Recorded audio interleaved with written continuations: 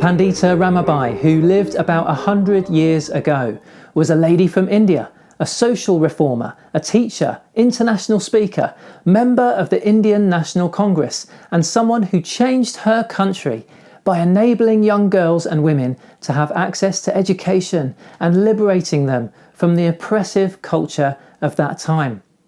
Back then in India, girls weren't allowed to go to school or have their own job or own their own home. The only way that women were able to have what they needed in life was to get married, and if they didn't, or if their husband died, they would often end up homeless and begging on the streets for everything they needed to stay alive.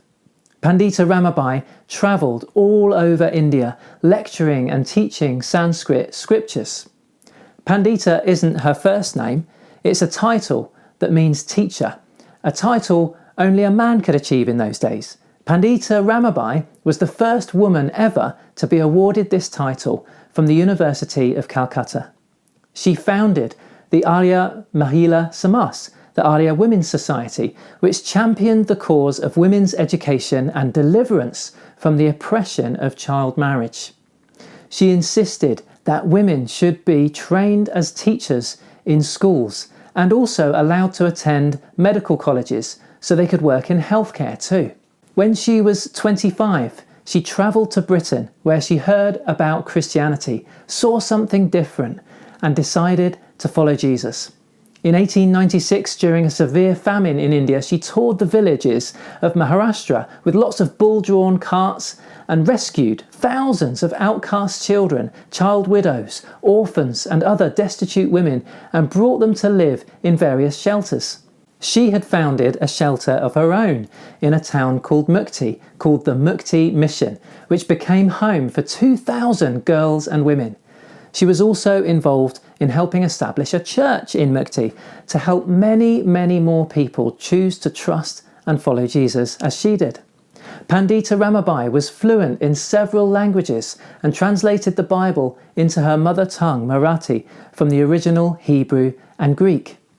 The Pandita Ramabai Mukti mission is still active today, providing housing, education, vocational training and more for many needy groups, including widows, orphans and the blind.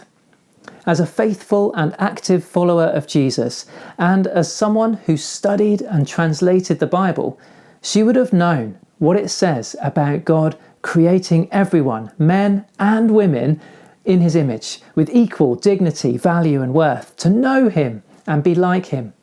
So God created mankind in his own image. In the image of God he created them, male and female he created them. Pandita Ramabai said, "People must not only hear about the kingdom of God, but must see it in actual operation, on a small scale perhaps, and in imperfect form, but a real demonstration nevertheless." One Indian historian described Pandita Ramabai as the most important Indian woman of the last 1,000 years. Pandita Ramabai wasn't perfect. Like any Christian, she knew she made mistakes and needed forgiveness from God.